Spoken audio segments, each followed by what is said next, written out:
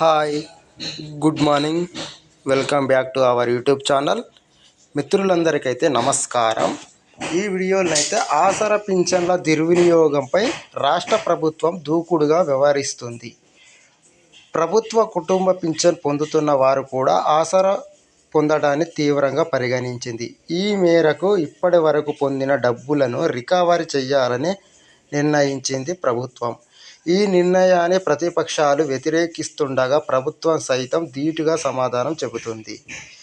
రాష్ట్రంలోని దారిద్ర్య రేఖకు దిగువన ఉండే పేద కుటుంబాల వారికి అందాల్సిన ఆసరా పింఛన్లు దుర్వినియోగం అవుతున్నట్లు రేవంత్ రెడ్డి ప్రభుత్వం అయితే గుర్తించింది. నిబంధనలకు విరుద్ధంగా ప్రభుత్వ ఉద్యోగులు, వారి కుటుంబ సభ్యులు, ప్రభుత్వ కుటుంబ పింఛన్ పొందుతున్న వారు కూడా ఆసరా పొందుతున్నారని తెలిసింది. ఇదే అంశంపై ప్రభుత్వం విచారణకు ఆదేశించింది.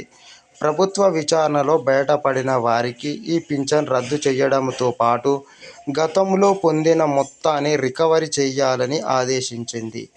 ప్రభుత్వ నిబంధనల మేరకు తెల్ల కార్డు కలిగిన పేద వితంతువులు, ఒంటరి మహిళలు, వృద్ధులు, బీడీ కార్మికులు, రాళ్లు కొట్టేవారు, చేనేత పనివారు, దివ్యాంగులు, డయాలసిస్, ఫైలేరియా, హెచ్ఐవి రోగులకు ఆసరా పథకం వర్తిస్తుంది.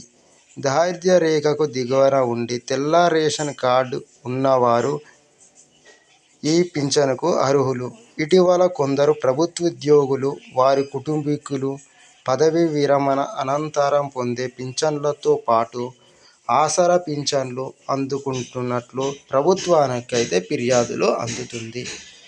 ఈ విధంగా ప్రభుత్వ ఉద్యోగులు పింఛన్లు తీసుకున్న వారు ఇప్పటి వరకు తీసుకున్న పింఛన్లను సైతం ప్రభుత్వానికి రికవరీ చేయాలని అయితే ఒక కమిటీని అయితే వేసింది. ఫ్రెండ్స్, మొదటిసారి మన ఛానల్ని చూస్తున్న వారు మన ఛానల్ని సబ్స్క్రైబ్ చేసుకోండి. అలాగే మన వీడియోస్ని లైక్ చేయండి ఫ్రెండ్స్.